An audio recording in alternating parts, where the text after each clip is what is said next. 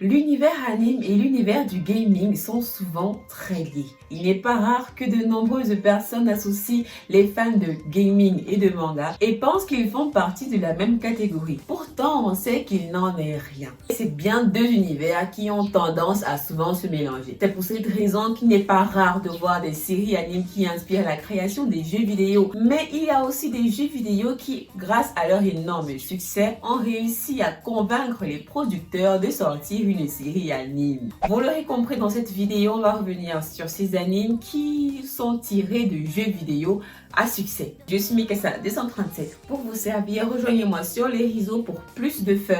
Rejoignez aussi le collectif Leader Phoenix pour donner votre avis sur vos programmes. Si vous aussi vous voulez faire partie de la communauté, vous savez ce qu'il vous reste à faire. Allez, sans plus tarder, let's go!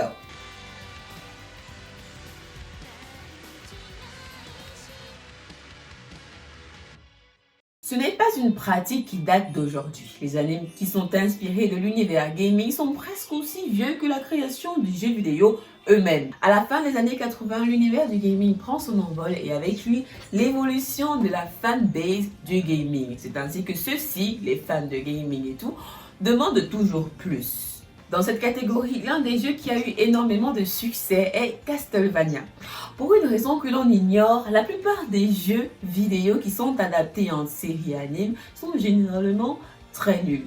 Pourtant, après avoir vu l'adaptation du jeu vidéo Castlevania, je dois dire que j'ai été impressionnée. Et il faut croire que je ne suis pas la seule parce que le film a été très bien accueilli dans la communauté gaming comme la communauté fan de manga et d'anime. Pour ma part, je dirais avoir quelques théories sur la raison pour laquelle ce film a bien marché par rapport à d'autres adaptations animées. A savior is needed. Who are you?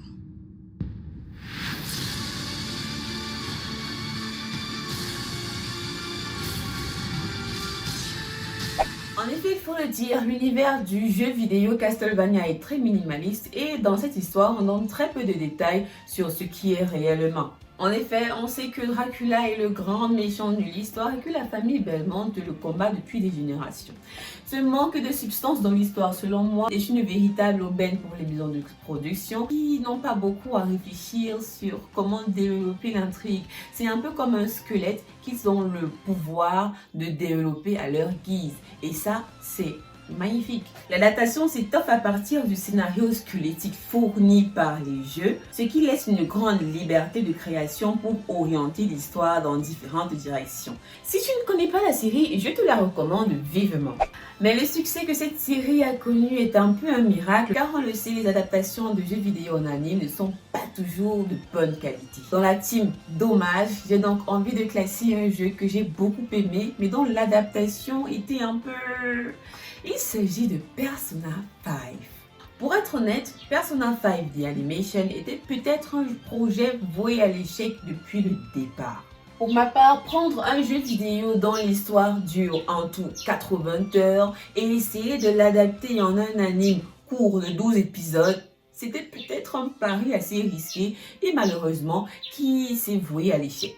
Pourtant, c'est exactement ce qu'a tenté faire le réalisateur Masashi Isahama de la maison Cloverworks en vain. L'histoire en soi est bien ficelée pour un jeu. Ren Mamiya était un lycéen ordinaire jusqu'à ce qu'il soit accusé d'un crime. You are truly as he anticipated. This is truly an unjust game. But if my voice is reaching you, I beg you, please overcome this game and save the world. Après un an de liberté surveillée loin de sa famille et de ses amis, il retourne à l'école, mais quelque chose cloche. Le jour de sa rentrée, il découvre avec un autre élève de son école qu'au lieu de leur campus, ils se sont retrouvés dans un château dirigé par des professeurs. C'est ainsi que Ren découvre le concept des palais et il découvre aussi par la même occasion les pouvoirs des personnages pour arriver à vaincre les forces du mal pourries jusqu'à la moelle.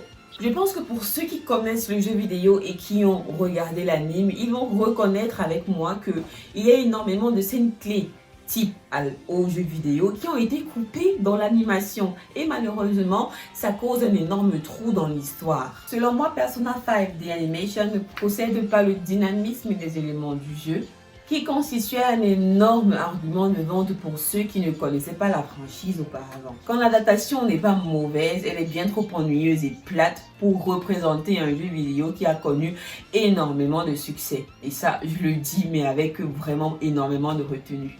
Personnellement, je ne vous le recommande pas. C'est la première fois que je dis ça dans une vidéo. Mais honnêtement, si vous connaissez déjà le jeu vidéo, la série ne va pas vous plaire parce que vous saurez ce qui manque à l'intérieur et vous serez dégoûté. Et si au contraire vous ne connaissez pas le jeu vidéo, découvrir cette série ne sera pas ouf justement parce qu'il y a énormément de scènes clés qui manquent et vous aurez l'impression qu'il y a des trous, d'avoir sauté des parties alors que c'est pas le cas. C'est un échec. Je vous présente Bocchi, le gardien des mystères de Mikasa. Bonjour.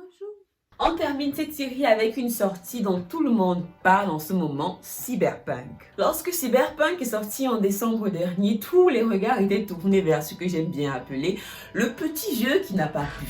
La plongée tant attendue du CD Projekt Red dans le genre cyberpunk était truffée de bugs. Ce n'était pas tout car on avait aussi énormément de rapports faisant état de l'horrible condition de travail des développeurs et ça pour la publicité c'était au niveau -1000. 6 mois plus tard, après énormément de correctifs sur ce projet, on peut dire qu'ils ont réussi à faire en sorte que le jeu soit jouable, sans bug, sans gros pépins, et on a toujours, mais ça passe. Mis à part cela, on a aussi eu la sortie de l'adaptation animée de la série Cyberpunk, et je dois dire que les avis sont exceptionnels. Personnellement, je trouve que l'adaptation en anime est incroyable. Le studio Trigger est une pépite. Je vais être honnête, j'ai commencé à regarder la série après avoir vu les reviews sur Rotten Tomatoes qui étaient pratiquement tous bonnes. Là, je me suis dit, what the fuck en fait? Qu'est-ce qui se passe? Est-ce que j'ai raté un épisode? Je voulais me faire mon propre avis sur la question parce que je sais que les gens sur internet, ils ont des goûts souvent un genre. On se connaît. Du coup, je suis allée regarder Cyberpunk l'anime et... ok.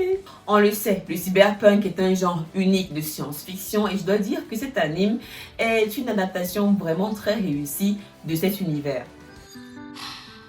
うち父親もお金もなくてさ、それが分かってなんですぐに辞めなかったの？それが母さんの望みっていうか夢ってやつ。それって他人の夢じゃん。いいもの見せてあげる。3、2、1、いくよ。 Nous avons le personnage de la femme fatale, les personnages Nihili, le personnage principal problématique, les musiques rock, l'ambiance high-tech, low-fi, tout ce que vous voulez, mélangé de telle sorte que ça forme un cocktail vraiment magnifique. Je pense que vous allez aimer. Il y a beaucoup d'argot, mais c'est digeste pendant le temps de visionnage. Vous aurez facilement la possibilité de vous y adapter. Pour ma part, Cyberpunk est définitivement une série incroyable. Je vous la recommande. Donc pour finir, on a Castlevania qui était un jeu vidéo exceptionnel qui a été adapté et qui a eu beaucoup d'appréciation. On a un jeu vidéo exceptionnel, Persona 5, qui a été adapté et qui n'a pas beaucoup été apprécié du grand public. Et enfin, on a Cyberpunk qui était un jeu vidéo bizarre, mais dont l'adaptation a eu énormément de bons retours. Faites votre choix parmi tout ça et dites-moi, venez me dire sur les réseaux ce que vous avez aimé, ce que vous comptez regarder et c'est tout. N'oubliez pas de me rejoindre sur les sociaux car je publie tous les jours des vidéos sur l'univers anime et otaku. On se retrouve dans très bientôt, bande de gens. D'ici là, portez-vous bien. Ciao, mais bye.